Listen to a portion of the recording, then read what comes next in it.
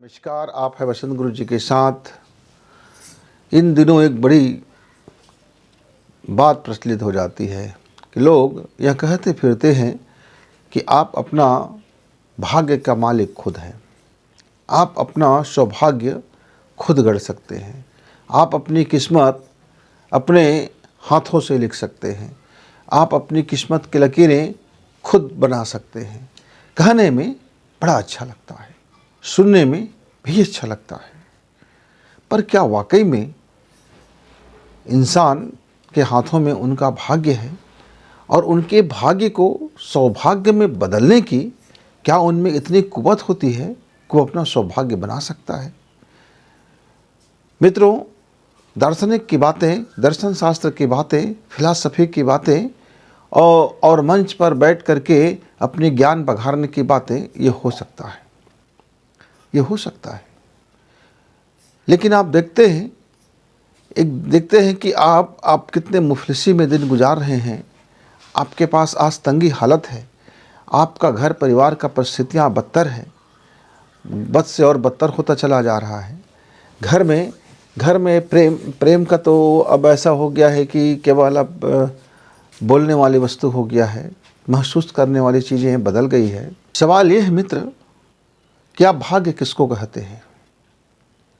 मेरे बहुत से नौजवान भाग्य मतलब समझता है धन, और धन का भी कोई हिसाब नहीं।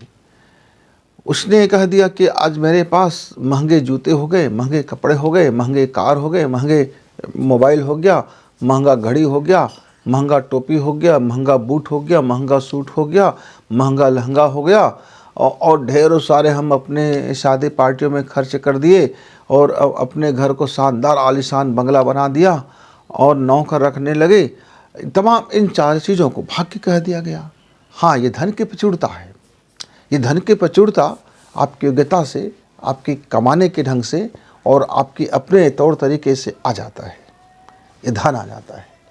ऐसे ही जब ज्ञान की प्रचुरता आपके जीवन में आता है तो आप कई तरह से शास्त्रों का अध्ययन करते हैं, वेदों का अध्ययन करते हैं, पुस्तकों का अध्ययन करते हैं, और एक समय आप बहुत ज़्यादा पुस्तकों का ज्ञान, यानी पुस्तकी ज्ञान आपके जीवन में आ जाता है।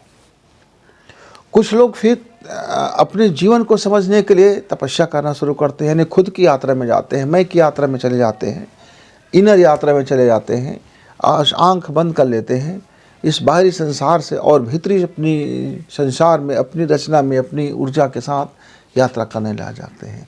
लोग तपस्वी कहलाते हैं, सिद्धि कहलाते हैं, बाबा कहलाते हैं, महाराज कहलाते हैं, पंडित जी कहलाते हैं, पादरी कहलाते हैं, मौलवी कहलाते हैं, गुरुदेव कहलाते हैं, वगैरह वगैरह। वह भी एक प्रचुरता है। किसी के पास सिद्धि की प्रचुरता, किसी के पास तपस्या का प्रचुरता, किसी के पास धन की प्रचुरता, किसी के पास ज्ञान की प्रचुरता, और किसी के पास बोलने की कला, किसी के पास मौन रहने की कला, किसी के पास देखने की कला, किसी के पास सुनने की कला, किसी के पास बताने की कला, तो किसी के पास लिखने की कला, किसी के पास प्रकट करने की कला। फिल्मी दुनिया क्या है? ग्लैमर की दुनिया है। वहाँ भी पैसा है, वहाँ भी लोग अभिनय करते हैं, एक शानदार अभिनय, उस अभिनय को बेचा जाता है। एक कहानी है, कहानी को बेचा जाता है, फिल्मांकन की जाती है, और लोगों की मनोरंजन की जाती है और धन इकट्ठा की जाती है। लाखों और करोड़ों का बिजनेस होता है। आप कहेंगे ये सब भाग्य है। तो सबसे पहले मित्र, आपके अनुसार भाग्य क्या है, ये आपको जानना पड़ेगा। जब उस भाग्य में चार चांद लगाओगे, उस भाग्य में जब चार चांद लगाओगे तो सौभाग्य बनेगा। हमारे हिंदू में जब कोई नवब्याहता किसी अपने बुजुर्गों का प्रणाम करता है तो उनको कहते हैं, बेटी सौभाग्यवती हो, यानी भाग्य के साथ आपका 1000 भाग्य और जुड़ जाए। तो मेरे मन में जिज्ञासा उठा, एक भाग्य तो मिल नहीं रहा है गुरुजी, और यहाँ आप सौभाग्य का आशीर्वाद देते हैं। आपका आशीर्वाद क्या फलता होगा? क्या वाकई में फलता होगा? तरह तरह की बातें हो जाती है मित्र। तो उलझन में बात यह हो गया कि जब मैं अपने गुरुजी से पूछा, गुरुदेव भाग्य मेरे हाथों में होगा ठीक, पर मुझे जब यही नहीं पता कि भाग्य है क्या, तब वो मेरे हाथों में भी होगा, तब भी मुझे नहीं मालूम होगा कि भाग्य तो मेरे हाथ में है। मैं बचपना की एक घटना आपके साथ शेयर करना चाहता हूँ। मैं उन दिनों पहले पहले शहर में शिफ्ट हुआ था, गांव से शहर, और अपनी जो गांव की बोली होती है उससे शहर की बोली भाषा को हम लोग नए नए सीख रहे थे। हम नए नए मार्केट देखे थे। हमने खाना बनाना अभी सीखा नहीं था, प्रारंभिक दौर था, चूल्हे चौके का प्रारंभिक दौर था, सब्जी मार्केट का प्रारंभिक दौर था।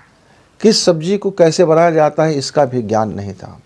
नेट का तो ज़माना नहीं था, मोबाइल तो जानते ही नहीं थे। बस एक झोला पकड़ा और पैदल चल पड़े सब्जी बाज़ार की ओर।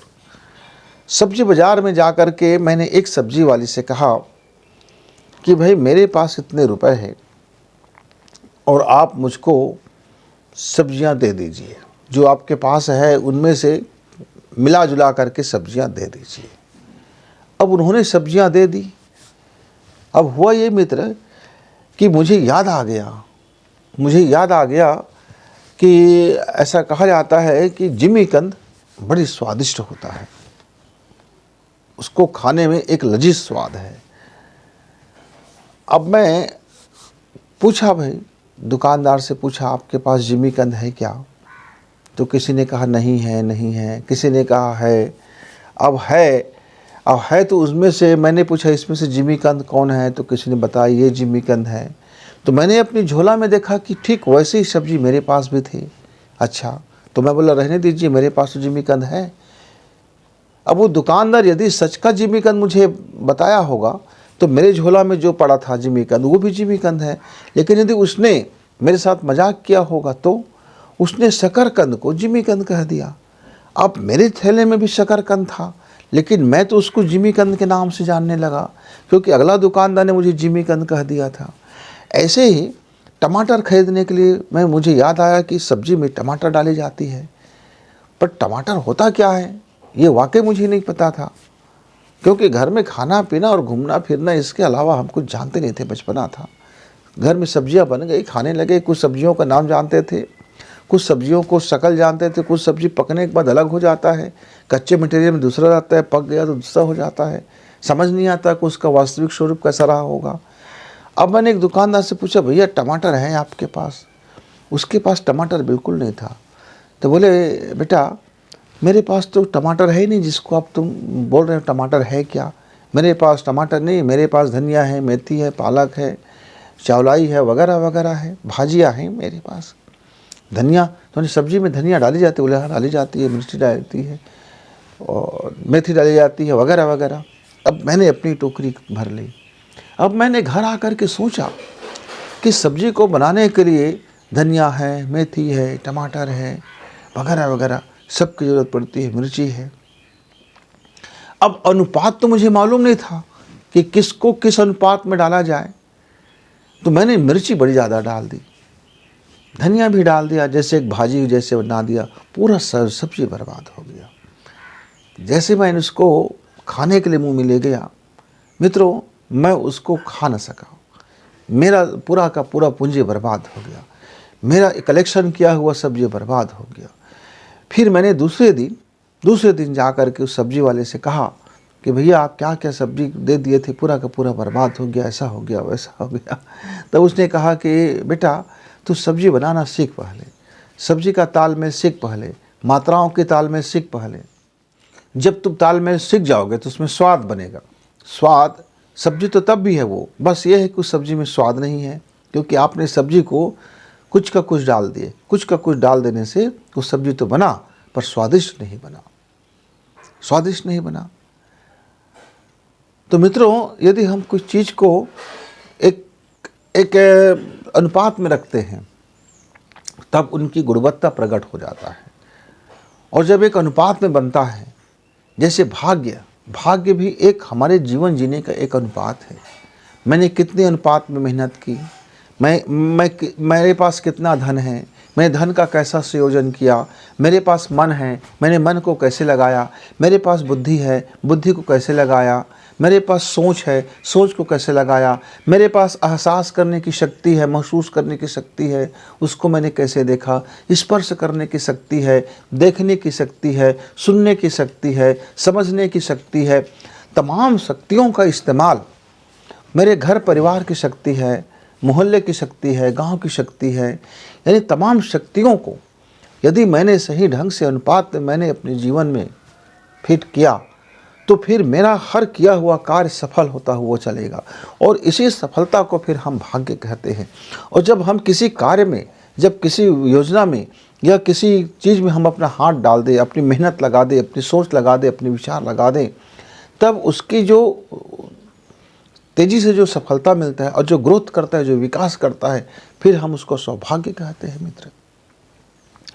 लेकिन हम भाग्य के नाम पर खोजते रहते हैं, भाई हमारे पास उतना धन नहीं है यार, भाग्य नहीं है।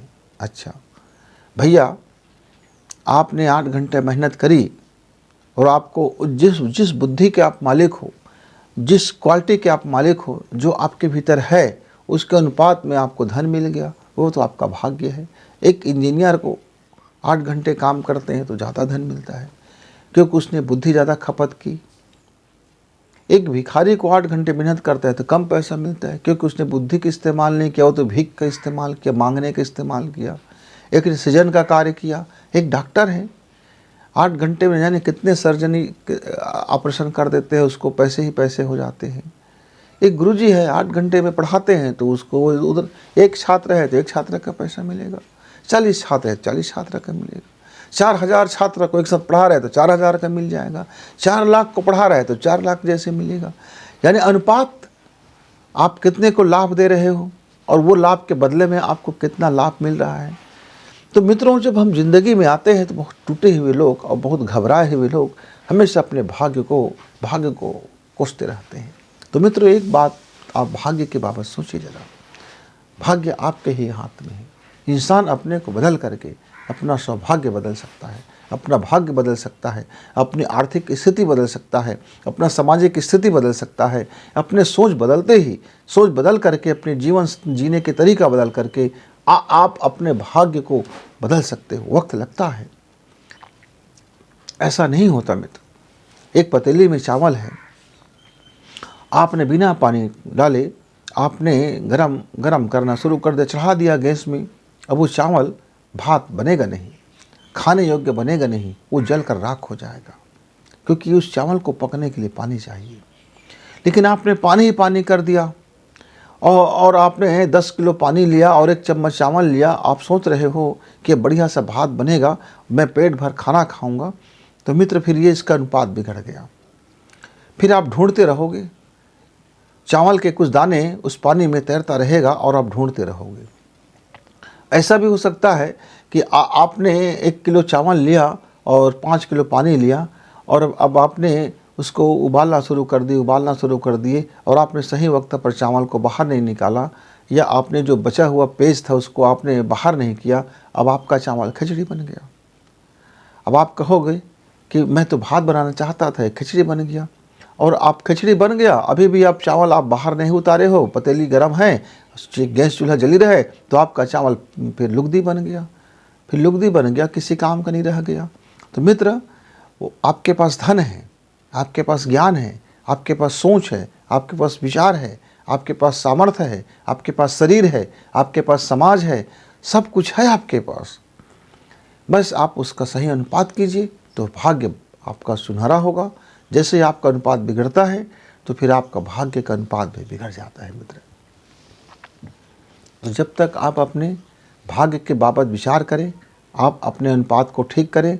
जीवन के अनुपात है, जीने का अनुपात है, महसूस करने का अनुपात है, प्रेम का अनुपात है, नफरत का अनुपात है, ईर्ष्या का अनुपात है, जलन का अनुपात है, क्रोध का अनुपात है, आप संकल्प का अनुपात है, साहस का अनुपात है, और आपको मेहनत करने का भी अनुपात है। तमाम अनुपातों को यदि आप ठीक ठाक यदि आप कर लेते हैं, सही कर लेते हैं, तो आप जितना चाहो उतने धन कमाने के मार्ग में बढ़ सकते हो, प्रेम के मार्ग में बढ़ सकते हो, अंतर यात्रा में बढ़ सकते हो, तपस्या में बढ़ सकते हो। यानी जो छात्र जिसका ध्यान करेगा उसी का उसका विशेषण बनेगा, उसी का विशेषता बनेगा, उसी की उसमें विशेषज्ञता आएंगे। और जो व्यक्ति जिस क्षेत्र में अपने कार्य को, दक्षता को बढ़ाएंगे, वो उस क्षेत्र का उसका भाग्य का निखरता हुआ चला जाएगा। एक धनपति कहेगा कि मैं साधु बन जाऊं तो मैं तपस्या, मैं तुरंत सिद्धि को प्राप्त कर लूँगा, तो मुश्किल है मित्र, क्योंकि उसको फिर उस यात्रा में जाना पड़ेगा।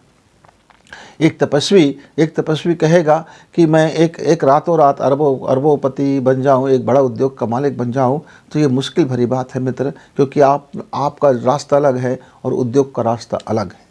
खिचड़ी पकाने का रास्ता अलग है, भात पकाने का रास्ता अलग है, खीर पकाने का रास्ता अलग है, पूड़ी बनाने का रास्ता अलग है, समोसे बनाने का रास्ता अलग है, डोसा बनाने का रास्ता अलग है, इडली बनाने का रास्ता अलग है, मिर्ची भजिया बनाने का रास्ता अलग है, मुंगोड़ा बनाने का रास्ता अलग है, जलेबी बनाने का रास्ता अलग है, रबड़ी बनाने का रास्ता अलग है, कलाकंद बनाने का रास्ता अलग है, झर बनाने का रास्ता अलग है, अमृत बनाने का रास्ता अलग है। मित्र, आप अपने जीवन को जिस चॉइस करोगे और जिस अनुपात में जहाँ जहाँ ले जाओगे, फिर वो अनुपात में आपका भाग्य बनता हुआ चला जाएगा। तो ज़रा आप भी देखिए कि आप किस रास्ते में चल पड़ रहे हो।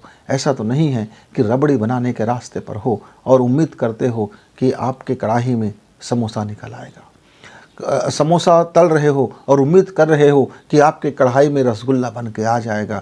तो ज़रा इसको ठीक ठाक कर लो, तो आपका भाग्य आपके हाथ में है। जीवन यदि बदलते ही, सोच बदलते ही, डायरेक्शन बदलते ही, दिशा बदलते ही, कर्म बदलते ही आपका भाग्य आपके हाथ में है मित्र।